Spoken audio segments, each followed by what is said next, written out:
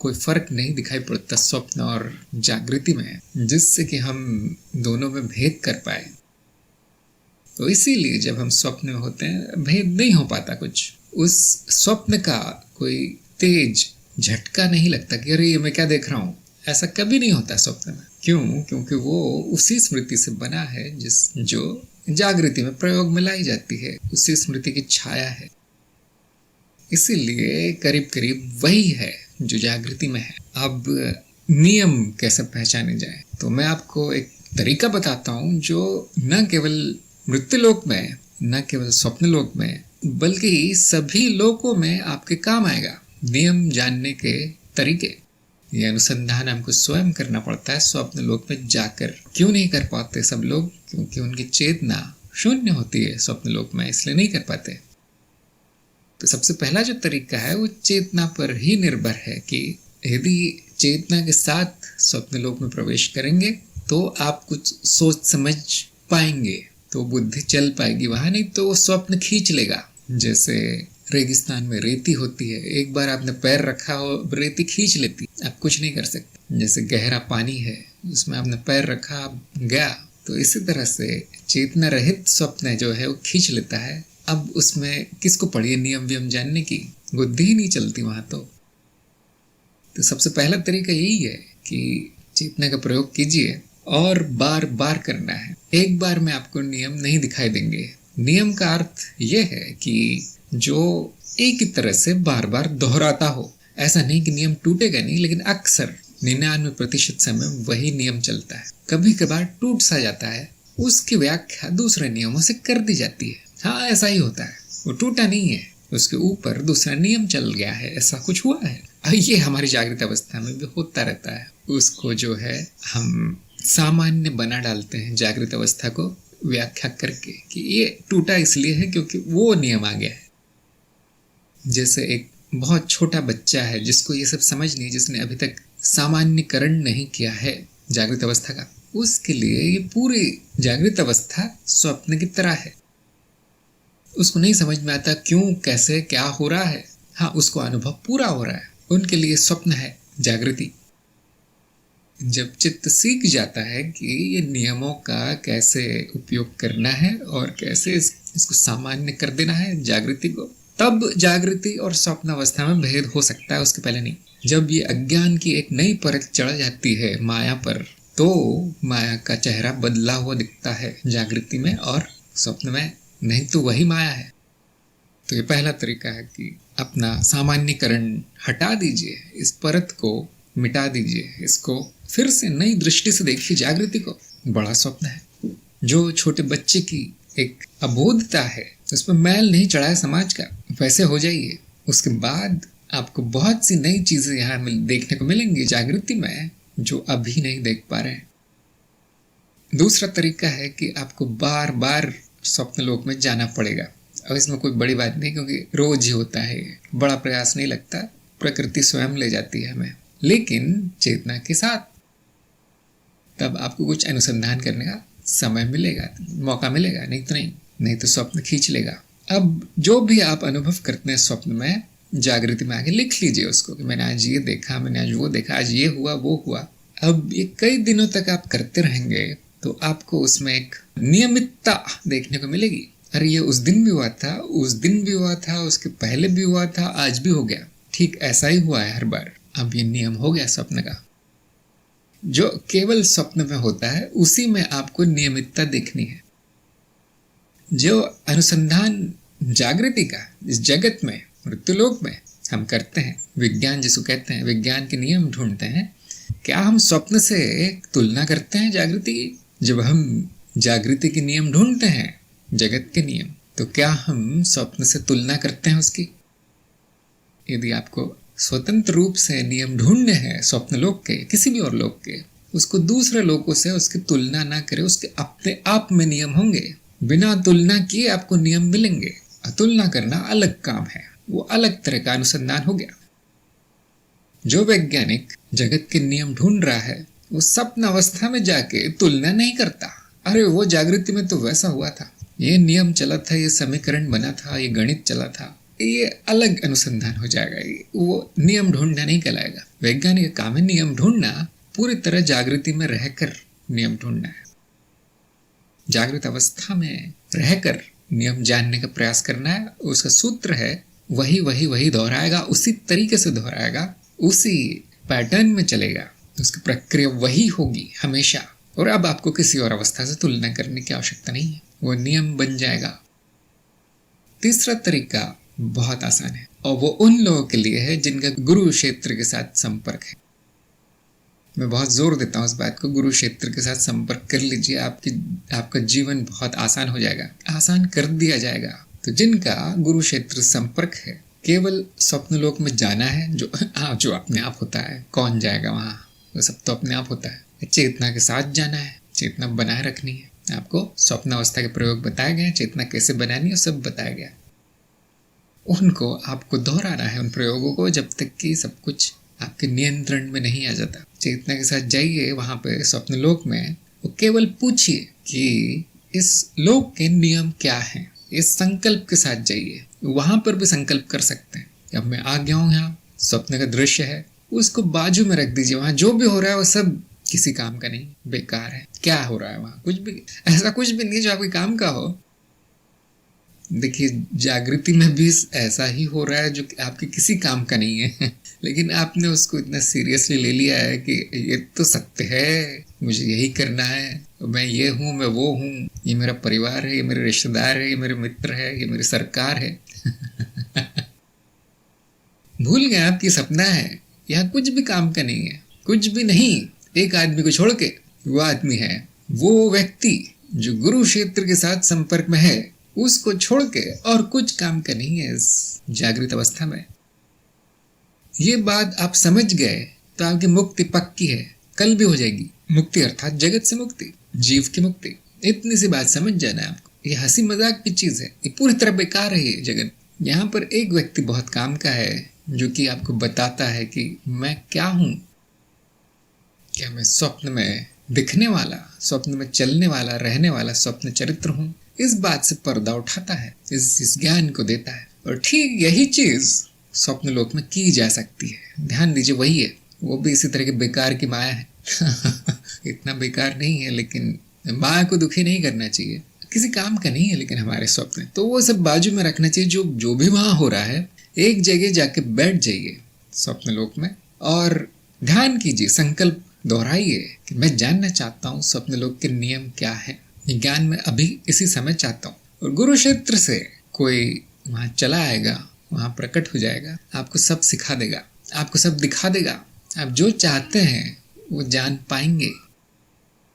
बहुत कम लोगों को पता है ये तरीका, तो शायद बोधि वार्ता में पहली बार बताया गया, क्योंकि अब ये विषय निकल आया। ऐसे खोदते खोदते विषय निकल आते हैं। जिसको मूल ज्ञान हो गया है, चेतना प्रकट हो चुकी है स्वप्न लोक में, जिसको गुरु क्षेत्र ज्ञान हो गया है, थोड़ा बहुत संपर्क में आने लगा है गुरु क्षेत्र, आपके जो मानसिक जो अशांति है, जो शोरगुल है अंदर, जो बंदर की तरह कूद रहा था आपका मन, वो शांत है। क्योंकि अधिकतर प्रश्न शांत हो गए हैं, अब वो शांत है। अधिकतर जो द्वंद्व है जीवित रहने का कम हो गया है आपका।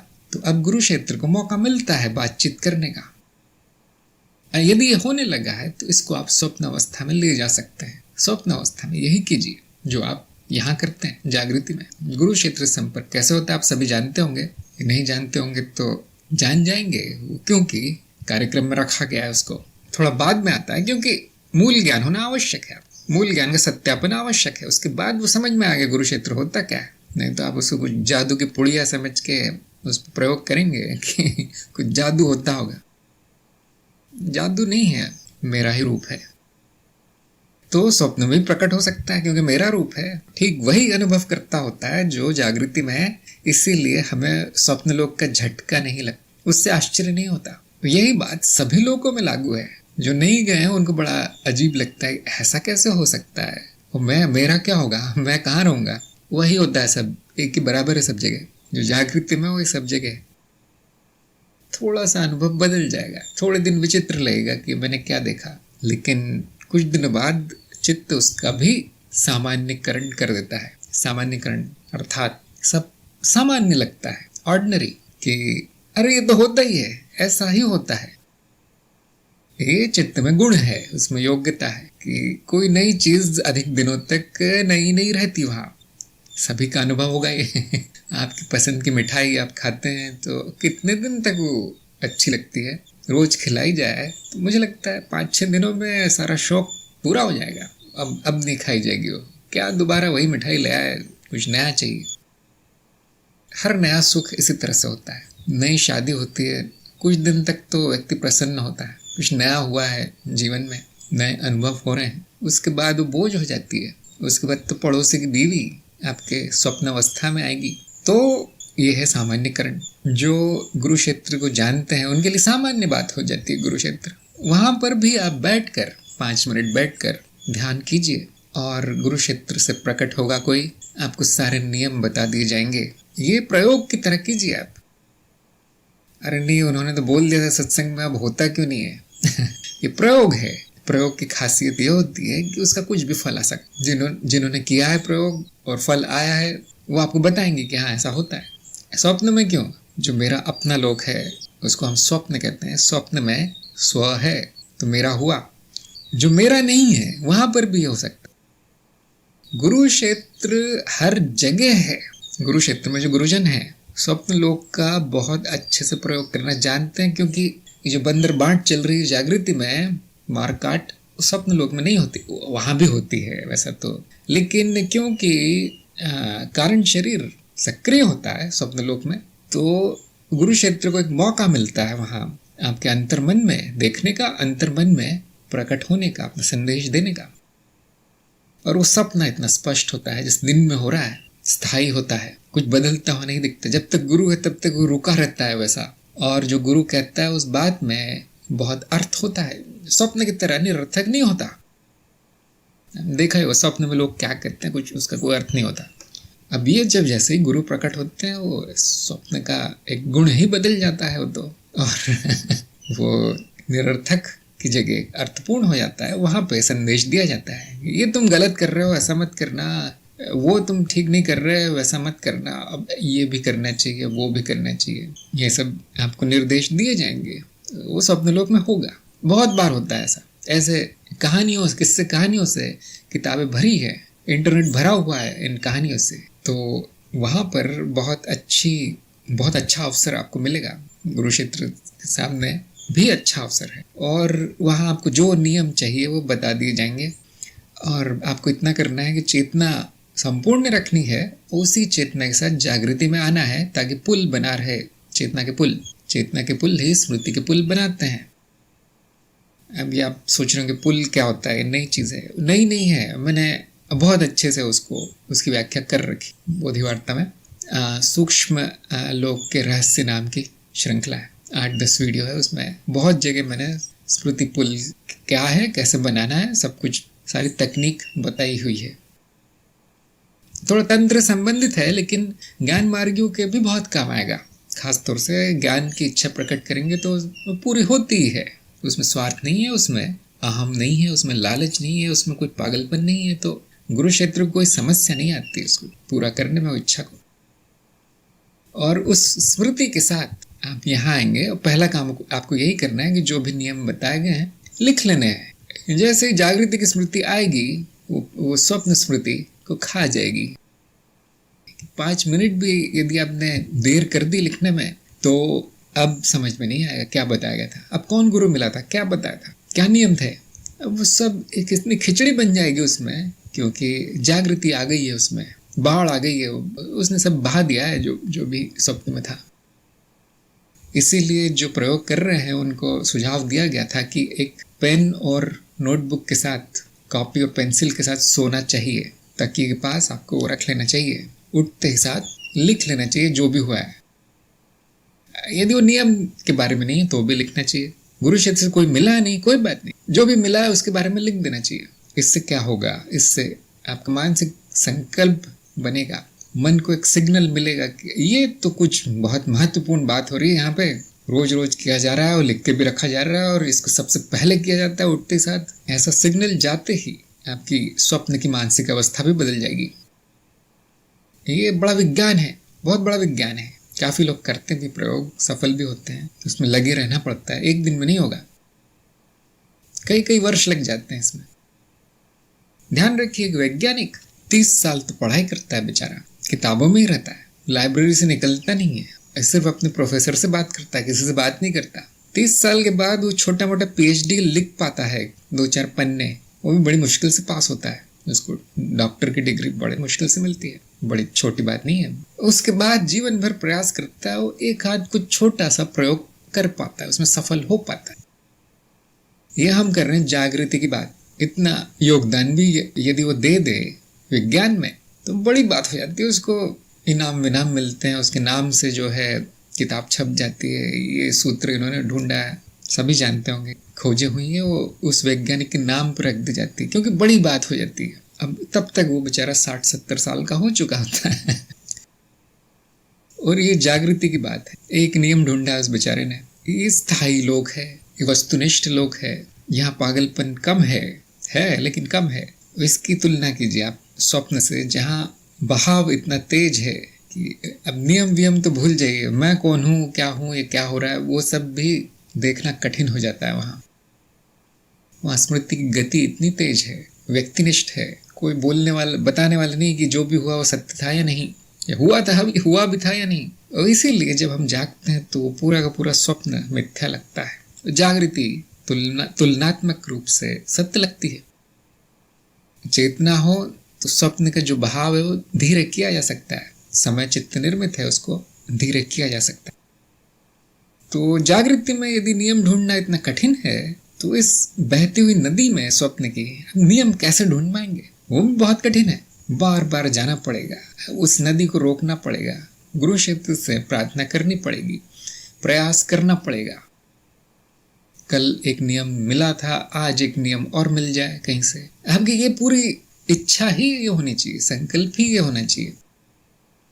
आपने देखा होगा वैज्ञानिक लोग जो है करीब करीब पागल होते हैं, उनको वही धुन रहती है, जो वो कर रहे हैं बस छोड़ते नहीं। और हाँ, थोड़े से पागल से हो भी जाते हैं, ना खाते हैं ना पीते हैं, बोलते हैं तो कुछ लोगों की समझ में नहीं आता क्या बोल रहे हैं। क्यों? क्योंकि बुद्धि पूरी तरह से उसमें लग चुकी है, भूत सवार हो गया उन पे विज्ञान का। अब और कुछ अच्छा नहीं लगता उनको। न शादी करते हैं, न बच्चे होते हैं उनके, न पैसे कमाते हैं, न पेटेंट भरते हैं, न फैक्ट्री खोलते हैं, न कुछ बेचते हैं बेचारे, उनका नाम भी कोई नहीं जानता। जब वो मर खप जाते हैं और थोड़े दिनों बाद सरकार कहती है अरे चलो इनका नाम भी बच्चों को सिखा दो, किताब में लिख दो, तो थोड़ा बहुत जानने लगते हैं लोग।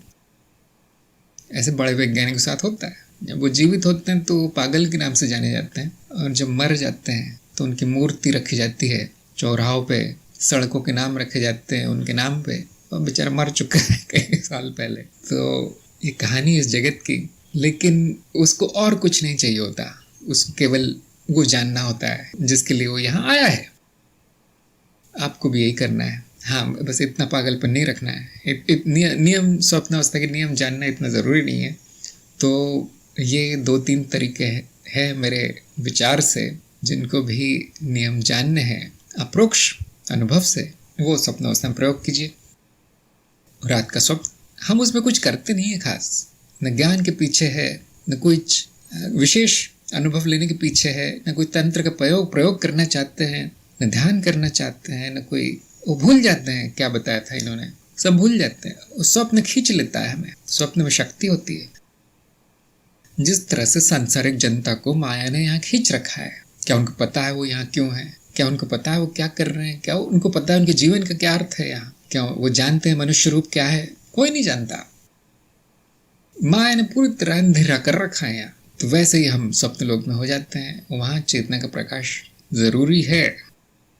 मैंने जो नियम ढूंढे हैं स्वप्न में, जा के, लिख के, देख के कई सालों तक, वो उसकी सूची देता हूँ। यदि आपकी इच्छा है तो आप करके देखिए, इसका सत्यापन करके देखिए, शायद इसमें से 1-2 गलत भी निकल जाए। मैंने अभी तक ऐसा देखा नहीं कोई जो कहे कि नहीं ये नियम गलत है आपका। ये मैंने 17 आपको दिए हैं शायद, और ऐसे 17-18 और नियम हो सकते हैं, लेकिन वो मैंने लिखे नहीं है क्योंकि पक्का नहीं है। मैंने उसका सत्यापन नहीं किया कभी, हो सकता हो सत्य हो। अब ये सब करने के बाद उसमें रुचि ज़रा सी ख़त्म हो जाती है। सब आप जानते होंगे, सामान्यकरण हो जाता है। अब कोई रुचि बचती नहीं है नियम वियम जानने में। यहाँ तक कि आपको जागृत अवस्था के नियम जानने में भी कोई रुचि बचेगी नहीं। वैज्ञानिक खोजे वोजे होती है, अच्छा लगता है सुन के, लेकिन अब इतना उसमें मजा नहीं आता, ये तो रोज ही होता रहता है। तो ध्यान दीजिए, ये बहुत सामान्य सी सूची है, लेकिन ये तुलना नहीं की गई है जागृति से। पूरी तरह से शुद्ध रूप से स्वप्न में रह के ढूंढे गए नियम है। यदि किसी को लगता है इसमें कुछ गलत है तो वो मुझे बता सकते हैं, हो भी सकता है गलत। हमें क्या करना है, कोई बहुत बड़ी चीज नहीं है। हमें सीखने को क्या मिलता है इससे कि हर लोग के अपने नियम होंगे। तुलना करेंगे, सभी थोड़े बहुत मूल रूप से एक ही जैसे आएंगे, एक आध चीज अलग होगी। और अच्छी बात यह है कि सभी जगह गुरुक्षेत्र मिलेगा। इस लोक में, मृत्युलोक में, जागृत अवस्था में, यहाँ पर इसी समय गुरुक्षेत्र है, प्रकट है। जिनको ज्ञान हो जाए उसके लिए नियम वियम ढूंढना बहुत आसान है। फिर वो रोज एक नियम ढूंढ सकता है। एक बहुत बड़े महान वैज्ञानिक थे टेस्ला, जिनके नाम से कारें बिकती है, बैटरी बिकने लगी है जिन्होंने मुझे लगता है 80% खोज खुद की है और 5-10 सालों की अवधि में सब कर दिया था। उन्होंने सब खोजबीन कर डाली थी, जो मशीन बनानी सब बना डाली। और उन्होंने कहा कि मैं कुछ सोचता नहीं हूँ, मुझे जो चाहिए होता है मैं आंख बंद करता हूँ, मेरे सामने दिख जाता है। इसे कहते हैं हम गुरुक्षेत्र संपर्क होना। प्रबल रुचि है, इतनी रुचि है उस ज्ञान में तो आपको दिया जाएगा। अब ध्यान रखिए, यहाँ कोई व्यक्ति नहीं है, यहाँ पे कोई व्यक्ति नहीं है, यहाँ पे कोई मनुष्य नहीं है, कोई पुरुष नहीं है जिसको कि ये सब करना पड़ता होगा। हम सभी गुरुक्षेत्र के भाग हैं, मैं ही तो हूँ गुरुक्षेत्र। अब बस आपको वो जो मानसिक अवस्था है आपकी, जो अंधकार में है, जो इस माया के शोर में दब गई है, ये हमारी योग्यता गुरुक्षेत्र संपर्क करने की, वो वापस लानी है। चित्त को शांत करके वापस आ सकती है। सतयुग और इस तरह के युगों में जहाँ पर ज्ञान अपने चरम पे था, जहाँ वेदों वगैरह की रचना हो गई, वहाँ के लोगों ने न उपकरण बनाए, न खोजे की, न भौतिकी के नियम ढूंढे, न ये न वो। ऐसा क्यों? वो ज्ञान कहाँ है, कहाँ लुप्त हो गया? ये बातें छोटी मोटी हो जाती है। जैसे 5 मिनट में मैंने 17 आपको नियम बता दिए हैं, वैसे 5 सेकंड में 700 नियम वो ढूंढ लेते थे। चेतना चरम अवस्था पे हो तो ये सब बातें छोटी मोटी है, नियम वियम बच्चों का खेल है। और फिर क्योंकि सब कुछ पहले से बिल्कुल ठीक है, जैसा होना चाहिए वैसा है इस लोक में। ध्यान दीजिए, जो प्राकृतिक है वो सबसे अच्छा है, तो उन्होंने उसमें कुछ फेर बदल नहीं किया, कोई नियम लिखे भी नहीं, कुछ बोला भी नहीं, कुछ किया भी नहीं, कुछ बनाया भी नहीं। उस दिन मैं बता रहा था कि हर लोक की बिल्डिंगें मिलती है, जिनको आप लोग मंदिर कहते हैं आजकल वो मंदिर नहीं है, लेकिन सतयुग का कुछ नहीं मिलता। वो एक अलग ही युग है, वहाँ पे आवश्यकता नहीं है कुछ बनाने की। अरे वो दवाई क्यों नहीं खोजी गई वहाँ पे सतयुग में? जब इतना ज्ञान था तो दवाइयाँ क्यों नहीं खोजी गई? किसी को जरूरत नहीं पड़ी। प्रकृति से इतना मेल जोल था, मतलब प्रकृति के रूप में व्यक्ति रहता था, वो कभी बीमार नहीं पड़ता था, 500-600 साल आराम से जीवित रह सकता था। हम लोग क्यों दवाई चाहिए होती है? क्योंकि हमारा जीवन अप्राकृतिक है। खाना हम जानवरों का खाते हैं और सारा वातावरण प्रदूषित है, सब कुछ प्रदूषित है यहाँ पर, इसीलिए सारी की सारी बीमारियां होती है। मनुष्य का जीवन काल 70-80 वर्ष रह गया है। जब इतना तालमेल हो जाए गुरुक्षेत्र के साथ, ज्ञान की जो गंगा है उसके साथ, फिर आपको ये छोटा मोटा लगेगा। अब क्या ढूंढना है? नियम मेरे सामने ही तो है। अब कौन सी डिग्री लूँ मैं? बता, आंख बंद करता हूँ मैं, सारे नियम मेरे सामने होते हैं। अब तो ये हीरे मोतियों का पहाड़ भी कंकड़ पत्थर है मेरे लिए। क्यों हीरे मोती क्यों कीमत है? क्योंकि बहुत कम पाए जाते हैं। जो भी वो लोगों ने अपने अपने घरों में ताले में बंद करके रखे, बहुत कम पाए जाते हैं, इसलिए उसकी कीमत है। इसी तरह नियम भी बहुत कम खोजे जाते हैं। एक नियम खोज दिया 20 साल में, बहुत बड़ी बात है। हीरे मोती से भी बहुत कीमती है वो बात। अब आपके सामने वो पहाड़ की तरह पड़ा हुआ है, वो तो कंकड़ पत्थर ही लगेगा वो तो। इसलिए हमारा जैसे जैसे ज्ञान बढ़ता है, वैसे वैसे नियम और ये सब अवस्थाओं की और चित्त वित्त की सब, ये जो भी मिथ्या है उसमें रुचि कम हो जाती है। संसार में, संसार के नियमों में, लोकों के नियमों में कितना भी अच्छा लोक हो, वो उस ऋषि को, उस साधक को मामूली लगता है, कुछ भी नहीं है। एक चीज छोड़कर, वो है ज्ञान। ये सब विज्ञान है, ये सब माया का ज्ञान है। नियम वियम ढूंढना। ज्ञान को छोड़कर हर चीज बेकार लगती है ऐसे व्यक्ति को। इसीलिए जो सतयुग है उसमें केवल ज्ञान प्रसार किया गया और कुछ नहीं, कुछ नहीं बताया गया। न तंत्र न मंत्र न ये न वो, न कोई देव था न कोई देवी थी। मनुष्य देवताओं में कोई फर्क नहीं था। वो ज्ञान बचा है। हम कैसे कह सकते हैं कि सब नष्ट हो गया, कुछ भी नहीं बचा? नहीं, जो काम की चीज है वो बची है। हाँ, ये नियम नहीं पता, वो नियम नहीं पता, ऐसा नहीं पता, वैसा नहीं पता, वो बेकार है। जो काम की चीज है वो ज्ञान है जिसकी रोज हम बात करते हैं। वो वेद पुराण, वो उपनिषद, वो बचे हैं। उन्होंने पूरी व्यवस्था की कि इसका नाश ना हो। ये बड़ी जटिल कहानी है जो कुरुक्षेत्र से शुरू होती है, कुरुक्षेत्र में समाप्त होती है। एक कुरुक्षेत्र ही है जो युगों के परे है, जिसका कुछ होता नहीं है, जो कभी नाश नहीं होता, जिसका नाश नहीं हो सकता। ज्ञान नहीं नष्ट होता, असत्य आता जाता है, असत्य नष्ट हो जाएगा। आपके जो भी दर्शन है वो नष्ट हो जाएंगे, जो भी धर्म है वो नष्ट हो जाएंगे। पहले नहीं थे, अभी भी नहीं है, बाद में भी नहीं रहेंगे। विज्ञान नष्ट हो जाएगा, नाश हो जाएगा उसका। ज्ञान हमेशा है, सदा है। ये सबसे जरूरी है। कोई भी लोग हो, कोई भी अवस्था हो, आपको यही ज्ञान मिलेगा। इतना वो जानते थे, उन्होंने सारी व्यवस्था की है कि वो नष्ट ना हो। अब ये हमारे ऊपर है, हम उसे कितना फैलाते हैं, कितना चलाते हैं, कितना शुद्ध करते हैं। उसमें जो भी भ्रष्टता आ गई है, जो ये बच्ची कुछ जनता है उन्होंने इसको भ्रष्ट कर दिया है। ये साधक का पूरा एक कहते हैं जिम्मेदारी है। जैसे सैनिक की जिम्मेदारी होती है देश की रक्षा करना, वैसे साधक की जिम्मेदारी होती है ज्ञान की रक्षा करना। मैं आपको बहुत सारांश में एक दो लाइनों में बता देता हूँ कि ये इन नियमों का क्या अर्थ है।